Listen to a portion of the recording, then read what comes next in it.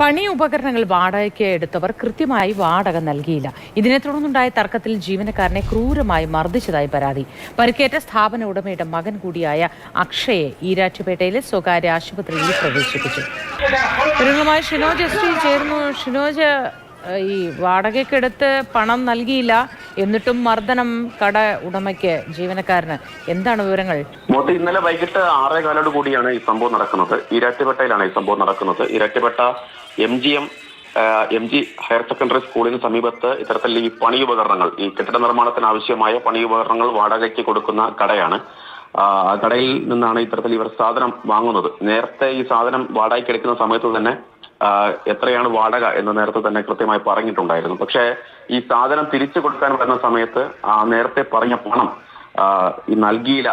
അതിനെ തുടർന്ന് ഈ ജീവനക്കാരൻ ഉണ്ടായിരുന്ന ആ സമയത്തെ ഈ സ്ഥാപനത്തിന്റെ ഉടമയുടെ മകൻ കൂടിയായ അക്ഷയും സാധനം തിരിച്ചു കൊണ്ടുവന്ന ആളുകളും തമ്മിൽ വാക്കേറ്റമുണ്ടാകുന്നു. അതിനുശേഷം ഈ ദൃശ്യങ്ങൾ കാണുന്ന തരത്തിൽ മർദ്ദനത്തിലേക്കൊക്കെ തന്നെ കാര്യങ്ങൾ പോകുകയായിരുന്നു. എന്തായാലും ഇപ്പോൾ ഈ മർദ്ദനമേറ്റ അക്ഷയ് ഈരാറ്റുപേട്ടയിലെ ഒരു സ്വകാര്യ ആശുപത്രിയിൽ ചികിത്സയിൽ കഴിയുകയാണ്.